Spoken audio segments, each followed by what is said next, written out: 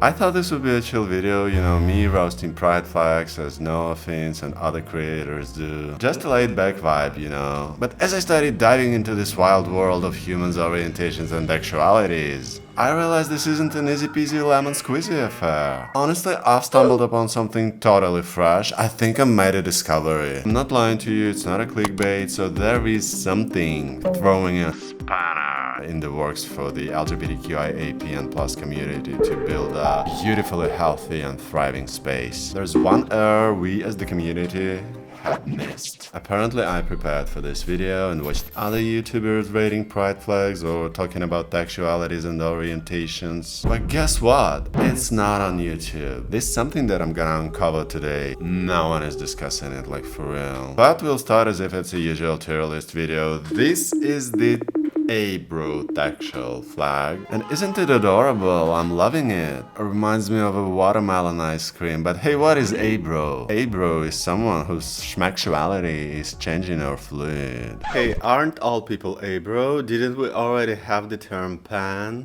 This is the first thing that naturally comes to mind, and you know what? I do support all the new microlabels. I think it's cool that people coin new terms that help them understand themselves better, that describe their experiences better. Here's a quick disclaimer: whether I'm gay, andro, abro, lithotextual, it doesn't define me as a person. It's probably the last thing that would define me as a personality. As you might have guessed, today I'm gonna rank a bunch of relatively new pride flags that depict various orientations. And I guarantee it, I'm gonna offend someone. We've got the tier list right here. I'm gonna go through each flag one by one, ranking from S to F, S being the best, F being the worst. Now let's get back to abro. How is it different from omni, pan, poly, or even multi? One article says this: terms like homo, bi, hetero, and pansexuality refer to the genders of the people you're attracted to. The term abro is different because it doesn't specify a gender, but simply refers to the fact that your sexual attraction shifts over time. So it's all complicated, right? And the term abro, when someone's orientation changes like socks, only seems to add the complexity to the issue, doesn't it? So abro is not specific. It's almost like moving away from labels at all, which is not necessarily bad because the richness of human attraction defies simple categorization. I think I have not been abrophobic up to this point in this video. Here's the time, girl. I think that the abro flag goes to the tier called meh.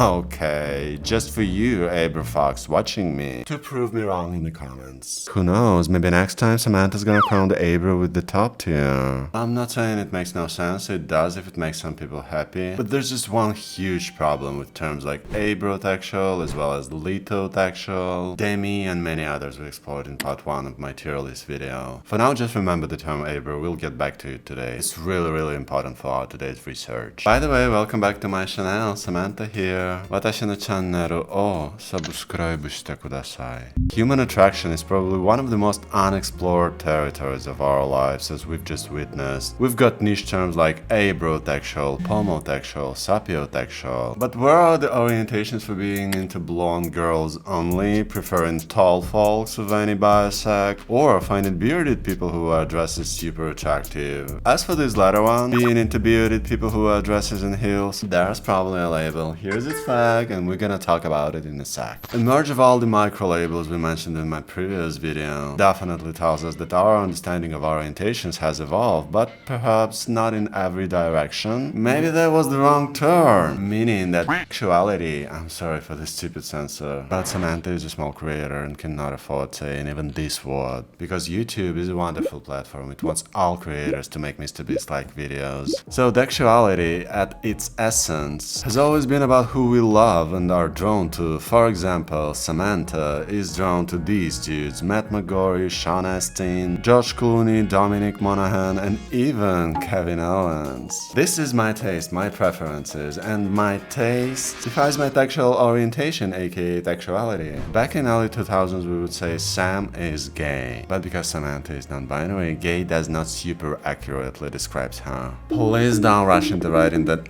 bi is the problem. I'm androtextual, attracted to what has traditionally been known as masculinity. And andro is a very broad term, it's an umbrella term. Both XY and XX chromosome holders may be androtextuals. If we need to shrink the description of who we're attracted to. We may use terms we explored in my previous video, like sapiosexual. For example, Dominic is andro and sapio. A couple of decades ago, we would have said he's male, gay, and sapio. He's into other chromosome holders who are super smart. And this sapio part right here, this is what I'm calling shrinking or narrowing. I mean that describing of our experiences become more nuanced. Alright, so he's not into stupid hairs, only smart ones turn him on. Another example, here's Jeffrey Marsh's partner. A couple of decades ago, we would have said he's gay. But as Jeffrey is, so to speak, against the term man, I think it's more appropriate to say that Jeff is gender punk attracted. Gender punk is also known as gender. It subverts the traditional gender binary or gender roles by mixing traditionally masculine, such as a beard, and traditionally feminine, such as dress components. And I like it, it's adorable. And I'm really happy there's a number of flags for it, and oh my god, all of them!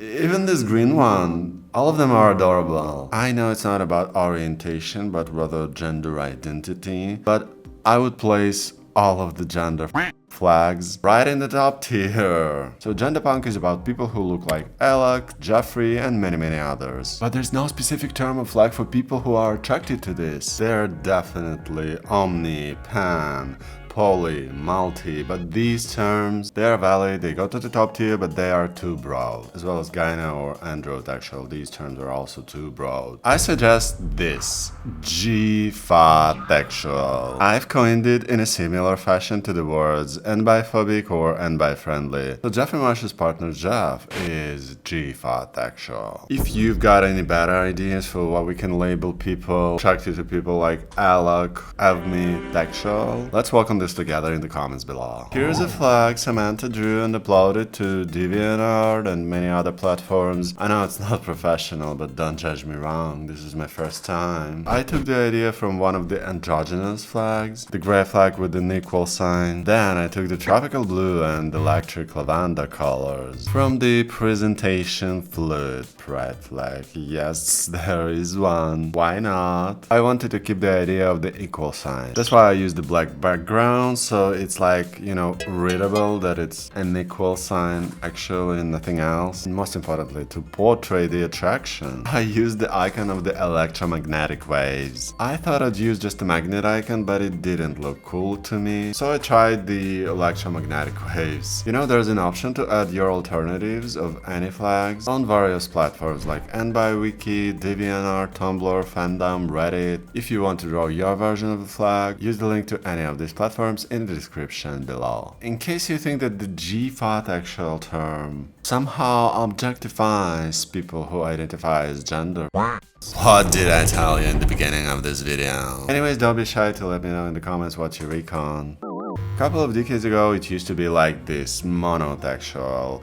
homo, hetero, multitexual, bi, pan, plus atexual. What do all of these terms have in common? They describe the orientation or its absence. The meaning of these words is like outward, you know what I mean? You're oriented towards someone. You're drawn towards someone particular. That's why you're straight, that's why you're bi, that's why you're gay. The newly arrived terms like abro, pomo, litotexuals, and even many terms within the A-spec like graytexual, and even terms like demi and fray. All these new terms, they almost don't say anything about your orientation. And for sure, they don't say anything about the biological schmecks of the person you desire. They describe your internal states rather than external preferences. Okay, 1 p.m. I think I'm into some tranny. Oh, 6 p.m. I think I really need to find a 69-year-old daddy ASAP. Oh, 11 p.m. I think I'm somewhat A-spec. Schmecks doesn't mean anything to me.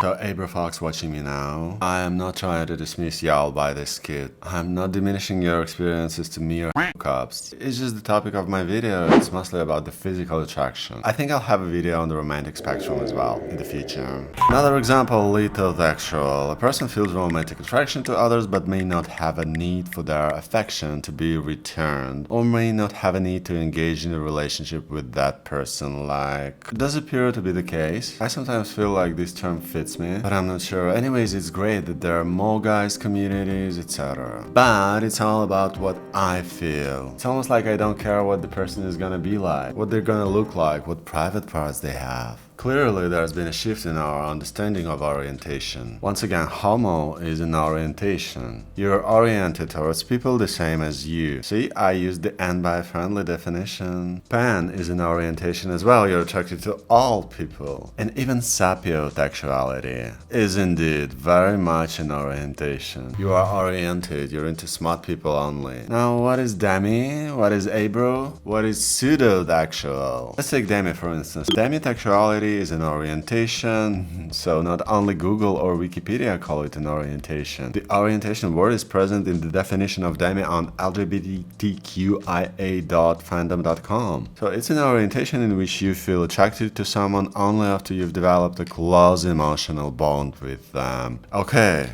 it's all super valid. Many people have to know each other better before the schmacks. But how is it an orientation? It doesn't say anything about who you're oriented towards. It doesn't say anything about your dream partner's eye color, height, weight, build, gender, brain, clothing style. Nothing. Just like I said, it describes your internal state. And the phenomenon of demisexuality, freightexuality, graytexuality, abro, and many others, I'm not dismissing this phenomenon. It's valid, it's just not an orientation. By the way, I'm not Blair, I'm not a right-wing bully. I'm a scientist, a theorist, and a practitioner in many ways. And here's my scientific assumption. It is a huge error that everyone is treating these terms as orientations. I often see comments like, is freightexuality a valid sexuality, a valid orientation, or just a fad? And I don't get it. All orientations are supposed to be fads in some sense. It can be called anything, internal state, maybe even textual identity, self-perception in terms of attraction towards others. Here's a funny one. If I ask AI, what do we call one's self-perception in terms of attraction towards others?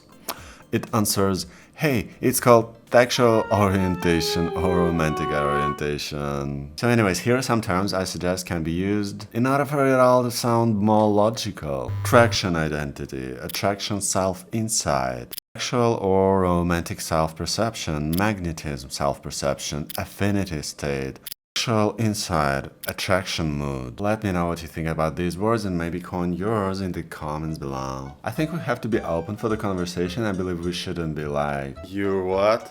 Hey bro? Okay. Or like this. Oh, you're abro. Oh, you're valid no matter what. No, you're not always valid and correct and right. You're a human being. You're living this life for the first time and you may make mistakes at times. It's okay. And at the same time, you're not a narcissist in the way many people say you are. I mean, this channel is not a political party. Samantha is gathering a community of life explorers who are grounded, level-headed, and value realism.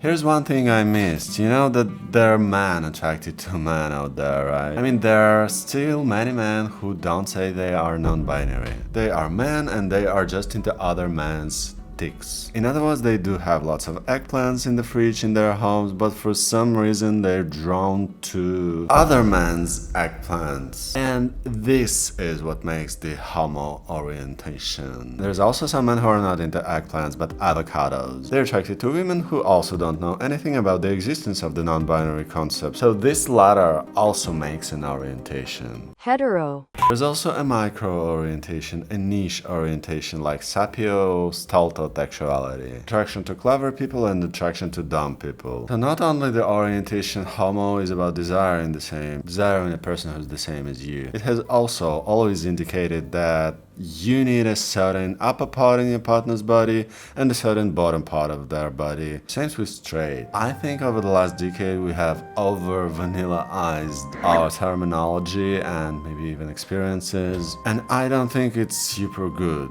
because schmacks is not bad. Having one night stands or hookups is not bad. No strings attached is also fine. This is IMO. If I'm completely wrong, let me know about it in the comments below. But I think we are not objectifying anyone. We're just talking about our preferences. And our preferences make our orientations. We're becoming oriented towards someone particular. I think it would make more sense if we as the community would work on terms like barataxial, for instance. This term does exist, by the way, but how many people do use it? I found it only on Urban Dictionary, and there's no mentions on Reddit and by Wiki Fandom, nothing. There's also one mention on Tumblr along with twinsexual. These flags are cool. I think they're going right here in this gorge tier. But this Tumblr page is 2019. Almost no likes. What is it? Schmexphobia? Has the community succumbed to the Hollywood propaganda of never-ending and unconditional love